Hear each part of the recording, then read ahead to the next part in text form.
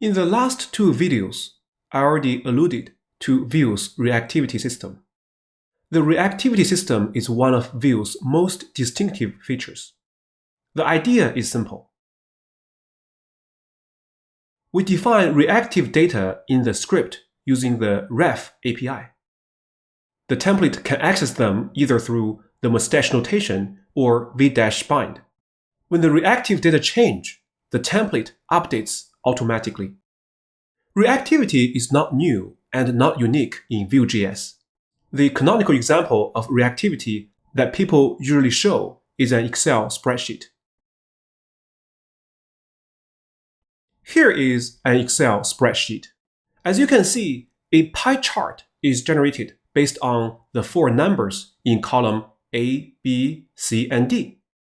Personnel cost, equipment cost, office supplies cost, and marketing cost for the new computer science program. It looks like the personnel cost accounts for a large proportion of the entire cost.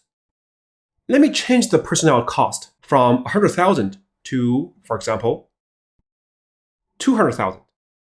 When I press enter, pay attention to this pie chart. The pie chart updates automatically. So this pie chart is connected to the four numbers. Excel tracks the four numbers. When the values of those numbers change, Excel will react, updating the pie chart to match the new values. This is reactivity. I'm sure most of you have already seen this before.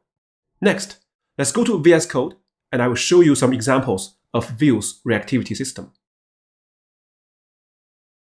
First, let me create a Git branch for this Vue concept, so it will be easier for you to review the code later.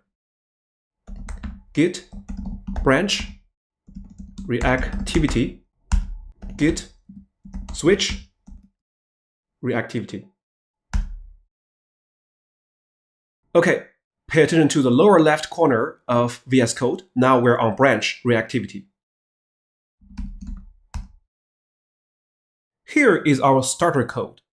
I defined a message and a number in the script. Message is hello reactivity, number is 1. I defined two buttons, and if I click this button, change message to uppercase, this method gets called. If I click increment number, this method gets called. Pretty simple. Next, let me click the first button, change message to uppercase. I'm going to change this hello reactivity to all caps. So let's click. Well, nothing happened. And then let me click increment number. We're supposed to get 2, right? Nothing happened. So what's going on? Where is the reactivity? Or did these two methods get called? Let's take a look. So here in the browser, let me press F12. And first, let me refresh. Okay, so we have a new start. Let me click change message to uppercase. Now, as you can see here, after we change this message to uppercase, we're going to print this message. So click. All right, as you can see in the console, this message is indeed converted to all caps or uppercase. What about number? Let's click increment number. As you can see here in the console, the number is 2, and keep going, 3, 4, and 5. So both the message and the number variable changed. Why Vue is not updating the message and number here? What happened to the reactivity system? It looks like Vue didn't pick up the changes. Why? Because both the message and number are not in the reactivity system yet. Then how do we add them to Vue's reactivity system? Or in other words, how do we make them reactive? It's very simple. We need to wrap both values, hello reactivity and 1, in the ref API.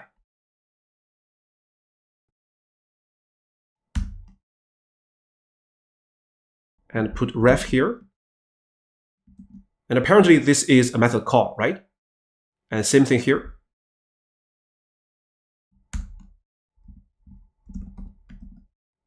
That's not enough. We need to import it from Vue.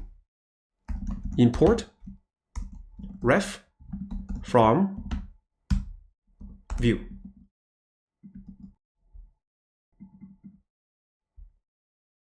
Does it work? Let's give it a try. So click change message to uppercase. Well, it doesn't work. Now it's even worse. We got a problem. It says message.toUppercase is not a function. All right. Let me click increment number. Well, what happened? Let's keep clicking. Well, it seems like we're not incrementing this number, right? We got some nonsense here. So what happened? Once we use ref to wrap the two values, hello reactivity and 1, and when we want to access them, we need to add a dot value. So here, we're going to use message dot value dot to uppercase.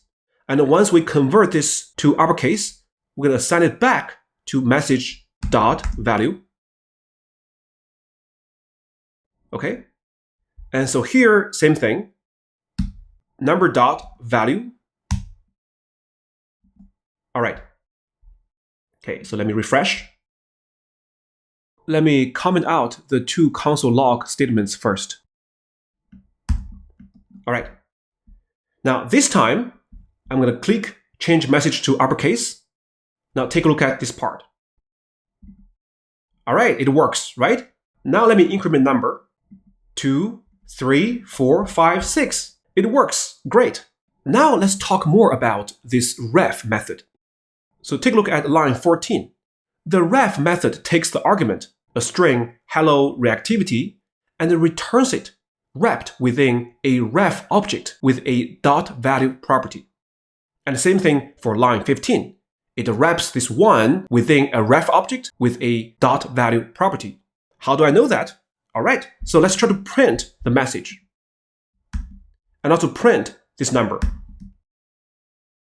Okay, please note that I'm not printing message.value. I'm not printing number.value. I'm just printing this message. That is the object that this ref method returns. Okay, so let me refresh here. When I click change message to uppercase, we got this in all caps. And also here in the console, we're going to print this ref object. So click. All right, so we have hello reactivity. Now take a look at here. This is the message. Well, this is not really the message. As you can see, this is not a string. The type of this object is ref implementation. So let's expand it. There is a property in this object called value. What is there? All right, the value is hello reactivity. That explains why we need to access message.value. Message doesn't have the toUppercase method because it is just a wrapper object that wraps the real value, in this case, hello reactivity. Okay, so let me refresh and click increment number. The number is incremented and this number variable is printed. It is also a ref implementation. So let me expand it. And here is the value. The value is 2. So if I increment number again, the same object is printed, but this time the value is 3. If you are familiar with design patterns, this is an example of the proxy pattern. It wraps the value in a special object, ref import or ref implementation. And this allows Vue to track the read and write operations to this value. In other words, this ref method returns an enhanced version of the original data. So after this, both the string and this integer has this superpower of reactivity, right? But of course, to read and modify the value of a ref input data, we must append dot value. For most beginners, a very common mistake is that when they use ref import like this, they forgot to use dot value. And here is a trick. Recall that we installed Vue official extension in VS Code. So let's go to the Vue official extension. And let me search Vue. It's this one. This is the one we installed in an earlier video. So let's click here and go to extension settings. All right. And make sure you check here. Auto insert dot value. Auto complete ref value with dot value. All right. So make sure this is checked. And then close. Now here, let me test this. when I type message, okay, as you can see, I'm not doing anything. After I typed message, the dot value is inserted automatically. Then I will never forget to use dot value. And same thing here, number. Okay, as you can see, not doing anything, dot value is inserted automatically. So just remember, to use a variable returned from the ref method, you must use dot value in the script. What about message and number, or these two ref values in the template? Do I have to use dot value? No. You don't have to. In the template, you can just use message and number. What happened behind the scene is that for convenience, refs are automatically unwrapped when used inside templates. So just remember, use message and number here in template, but use message.value and number.value in the script. Okay. Next, let's talk about deep reactivity. So here I showed you to make a string and a number reactive. What about an object? What about an array? Refs can hold any value type, including deeply nested objects, arrays, or JavaScript built-in data structures like maps. Let me show you an example. Okay, so let me split my VS Code.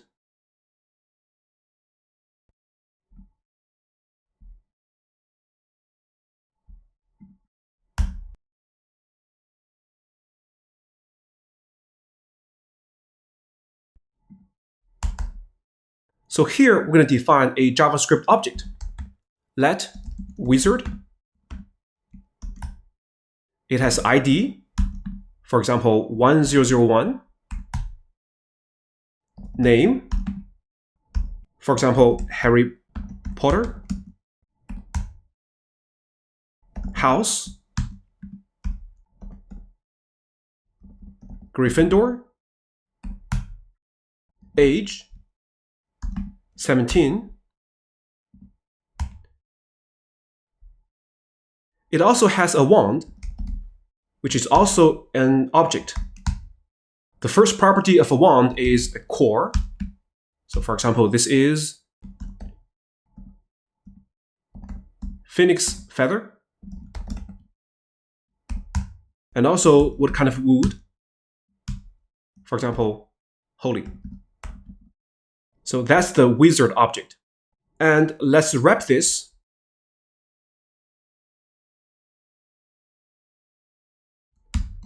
with ref. Okay, so here's ref. All right.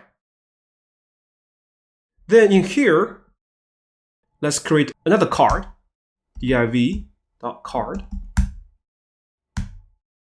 And here we have h2. The name is wizard.name. h2. And let's show the wand. Wizard.wand. And next, let's define 3 buttons. And button 1 is change name to uppercase.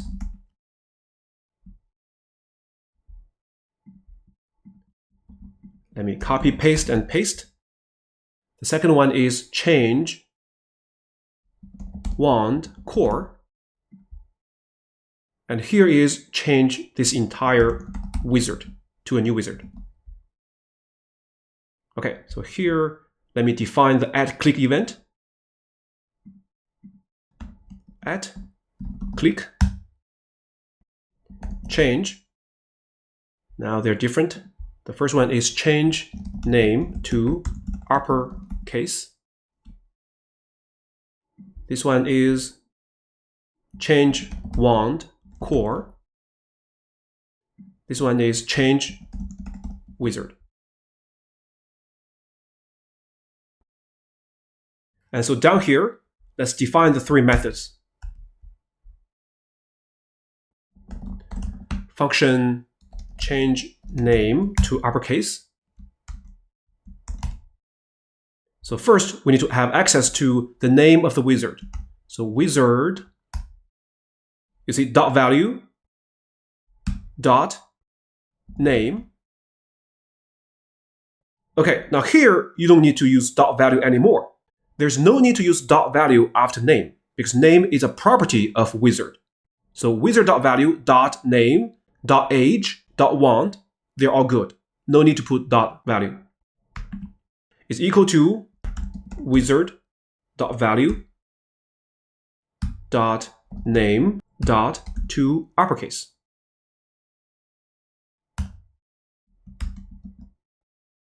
Okay, so let me refresh.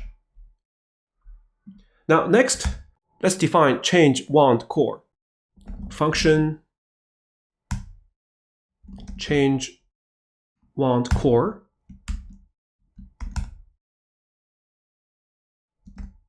wizard dot wand dot core will be equal to, for example, unicorn hair. Then function change wizard. Here we're going to change this entire wizard to a new wizard. So wizard is equal to, for example, another one. Let me copy and paste. So as you can see, I changed the wizard to Hermione Granger. All right, let me refresh.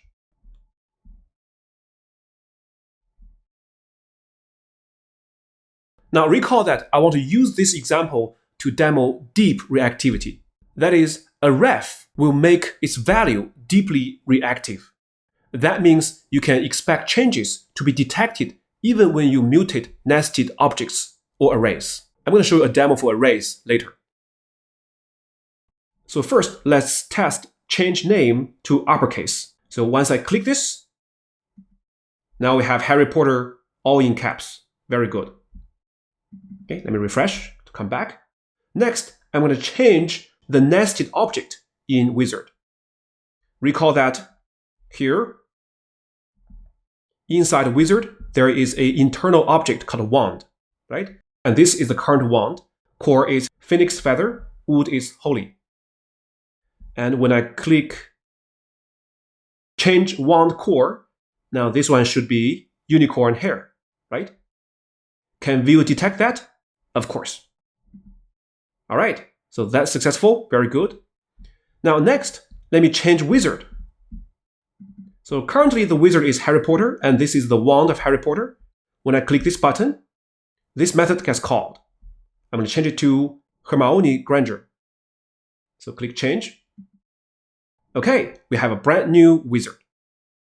That is deep reactivity. How powerful it is. Again, I want to emphasize that if you look at wizard.value.name and wizard.value.wand, a ref is automatically unwrapped when accessed or mutated as a property. So you don't have to use .value here or here because they're automatically unwrapped. Next, let me showcase a ref array.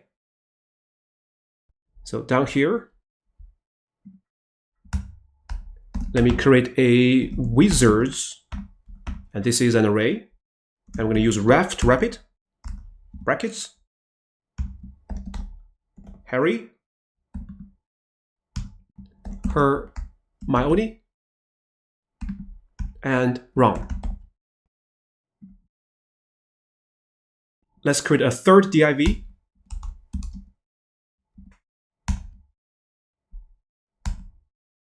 H2 array wizards.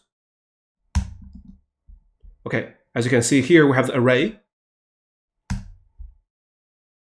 Next, what I want to do is I create a button and called add a new wizard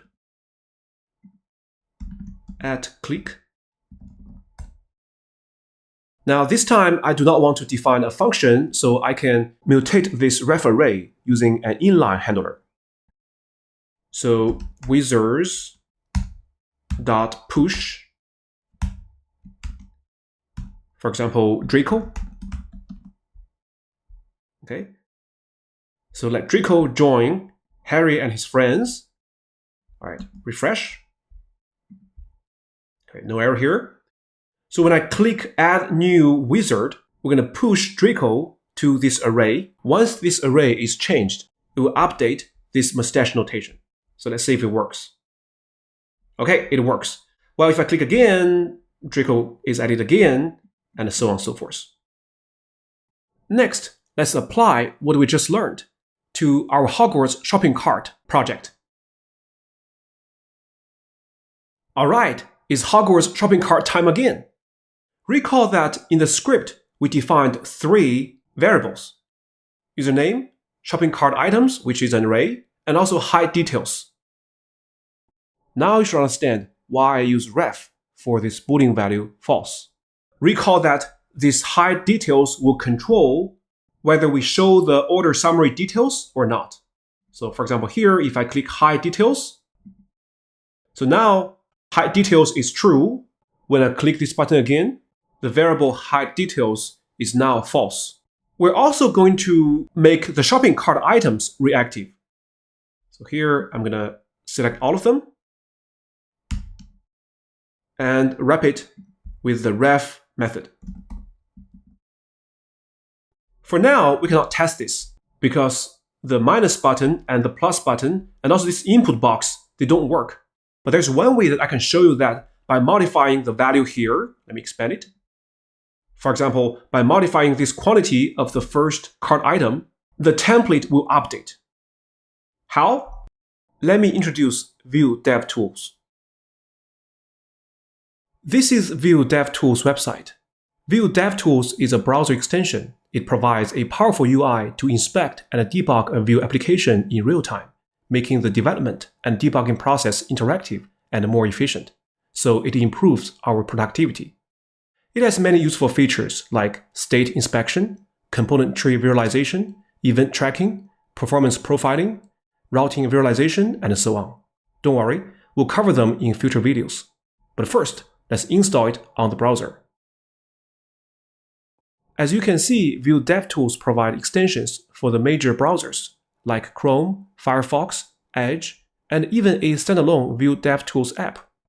Since I'm using Chrome, so let me click Install on Chrome.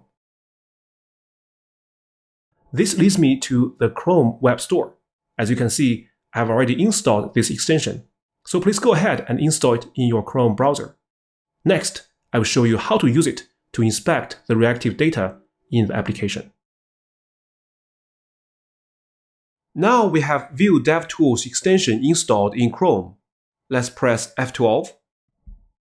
Here is how you find the Vue DevTools that we just installed. So let's click here and activate Vue DevTools. All right. Then let's click this app, which is the root component.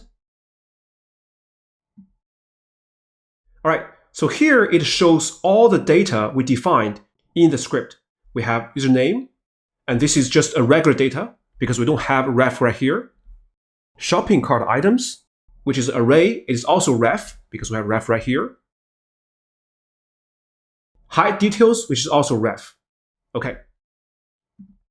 Next, what I'm going to do is I can modify the value using Vue DevTools. So let me expand this array. Expand the first item, which corresponds to the dragon liver. As you can see here, there is a edit value. So let me click this and change this one from 3, for example, to 9.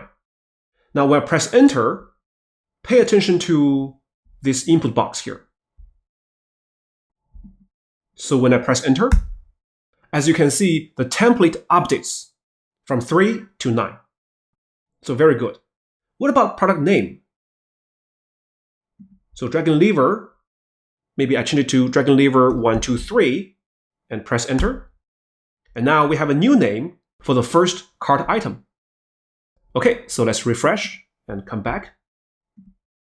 Next, let's go back to Learn Vue 3 with Bingyang project and do a summary. In this video, we introduced Vue's reactivity system. When a Vue component is created, for example, app.vue, it adds all its ref data to Vue's reactivity system, making them reactive.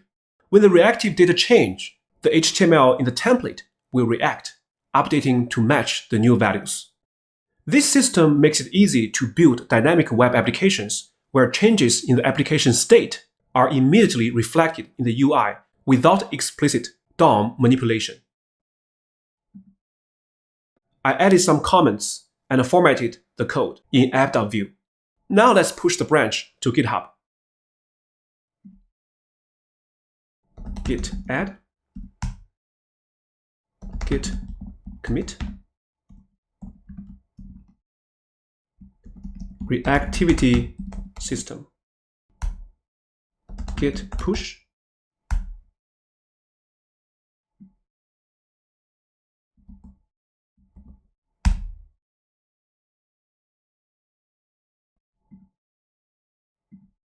git switch to main.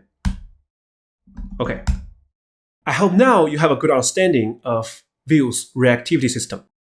See you in the next video.